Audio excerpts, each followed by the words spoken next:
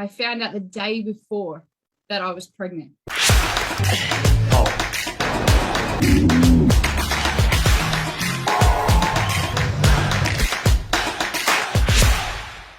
$250,000 in just under 2 years while having a newborn baby and being pregnant for 9 months of it. So you can pretty much say throughout the whole time you had another priority in your life. Would that be true, Katie?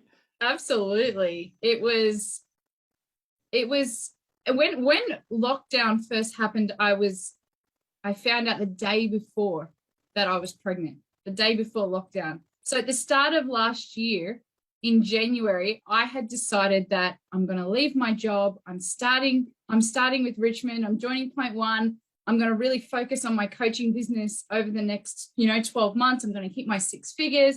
And I had this plan in my head about how amazing this was going to look, because then both of my kids were going to be at school. Everything that I had planned just went completely out the window.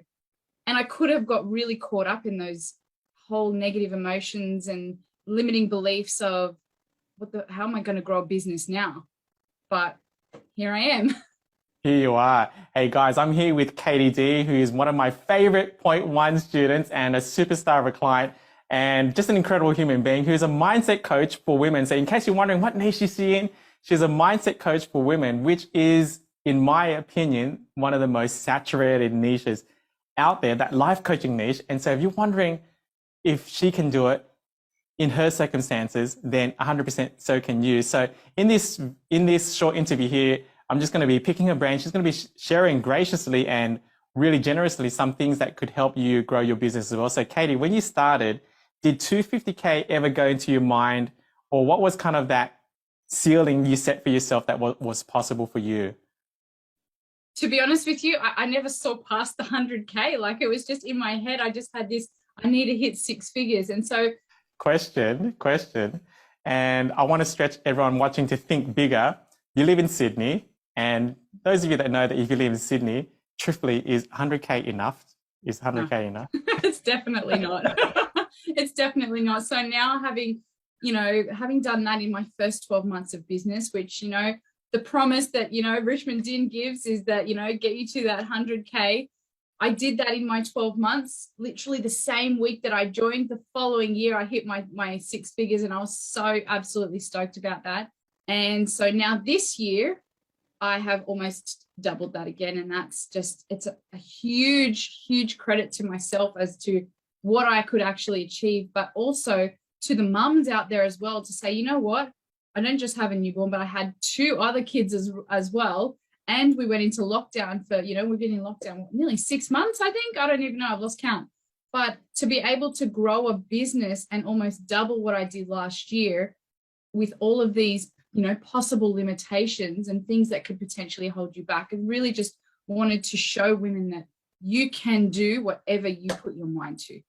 If you're a single parent watching, and she's not a single parent, by the way, I'm just saying, if you are with multiple responsibilities, how do you prioritize your time and not feel guilty? Yeah. Definitely mum guilt has its place. It definitely comes up. So I give myself a great deal of self-love to be able to do the things that I need to do in my life and my business so that it's not out of balance. But in saying that, I do have tremendous support from my husband in the background. So we're both coaches. He works from home as well. And so having that added support at home, he does a lot for me and he does a lot for the baby. And so that added support allows me the flexibility to be able to prioritize and do the work that I need to do, run the boot camps that I run over, 2-day weekends, spend hours at a time working on building my academy, all the things that I need to do. I do have that support as well. So it makes a huge difference. I'm sure it does. Who changes the nappies?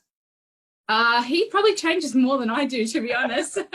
We have a very equal household. So, he cooks probably more than I do. He definitely changes probably just as many nappies. And yeah, we don't have kind of, the typical male and female roles in our household. Everything is very equal, and that's how we make things work. Very cool. Very cool. Speaking of making things work, you guys will see in the back there, there's three areas of growing a coaching business: create, convert, and coach. For you, Katie, or for people in similar niches like mindset coaching, what was the one thing that you felt like was most pivotal for you? Creating meaning marketing, converting meaning sales, or coaching meaning just being great at what you do? Like which one do you think moved the needle most for you? Oh, that's a really good question.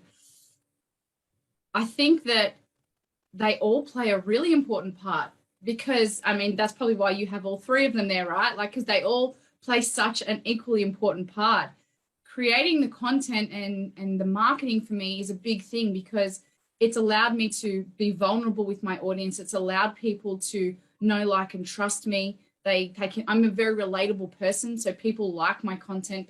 I'm constantly getting messages from people about, thank you for sharing that. You've made such a difference. And I'm not even working directly with these people. That's just what they're seeing on my social media. So creating the persona that everybody gets to engage with has been a huge game changer for me. The sales side of things, I'd say that was something that I had to grow into. I never wanted to be one of those people who seemed salesy or, I had to really grow into that convert side of my business. The coach part of it, I felt came very naturally to me. I feel like my results with my clients have always been amazing. My conversations with people, the way that I can problem solve, that stuff has always been very strong for me. And so being a great coach, and again, probably comes back to that marketing myself as a great coach has been a game changer because to be honest, there's a lot of shitty coaches out there. There's a lot of really fucking shitty coaches, and it can give the coaching industry a bad name. So I feel like it's my job to make sure that the audience and the people know that there are really fucking great coaches still out there. I agree. And you are an amazing coach, FYI. If you're watching, Katie is a brilliant coach, a brilliant coach. Hey, Katie, so things that came easy to you, but what about the things that didn't come easy to you? How did you lean into it or see it? Because many coaches sitting there thinking, well, marketing doesn't come easy to me. Coaching doesn't come easy. How do you lean into that kind of stuff? Leaning into the things that don't come easy to me, being a mindset coach, I have to be very congruent with the fact that I'm always teaching people about how to overcome their fears. Right? I'm always talking about, just do it anyway. So the things that didn't come easy to me, I had to really get myself into a headspace of, now I'm aware that this is a problem.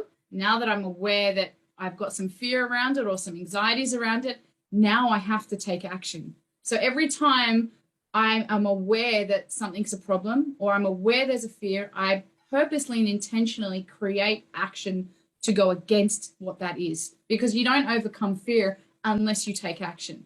So I'm very conscious about taking steps forward and overcoming the fears that come up for me. And that's how I work through the things that, aren't as natural to me as some things. And your academy looks great, by the way. It looks Thank great. you. Very Hey, excited guys. about it. Yeah, we're all excited about it. I'm sure your clients are too.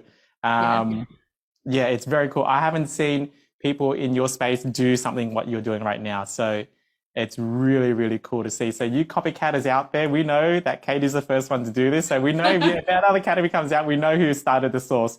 Guys, I know what it's like to, yeah, totally. I know what it's like to watch a 10-minute Facebook video. Some people don't like watching 10-minute Facebook videos. I want to keep this interview short. And actually, if you love watching 10-minute Facebook interviews like this, just write 10 minutes here or write love it below in the comment section. But hey, Katie, final tip, final words of wisdom for someone that's starting out in a niche where it's super saturated and they're just not sure on how is it they can move forward. Just any final words of wisdom from you?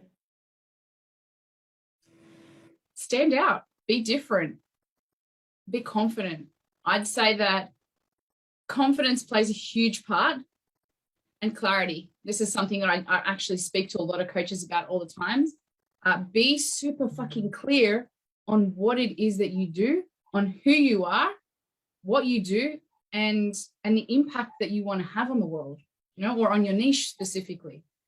Be clear on what it is that you want to deliver to people. Be clear on what it is that you want to sell. Don't just go in and think, oh, I'm really excited about wanting to be a coach, but I don't know what I want to coach people on. I don't know what I want to do. Like, just get clarity from a really early stage. Get all of your information, get all of your knowledge, get everything and put it together and package it into something. And when you can do that and you can become really confident about what it is that you're selling, everything else just kind of flows for you. Nailed it. Stand out, be different, be confident. And you said it with so much confidence too. Yeah. Katie, appreciate you. Thank you so much for this. And I'm sure the audience got huge amounts of value as well. Appreciate you. Guys, thank you, Richmond. Loved it. You're welcome, Katie. You're welcome. Keep believing and never settle.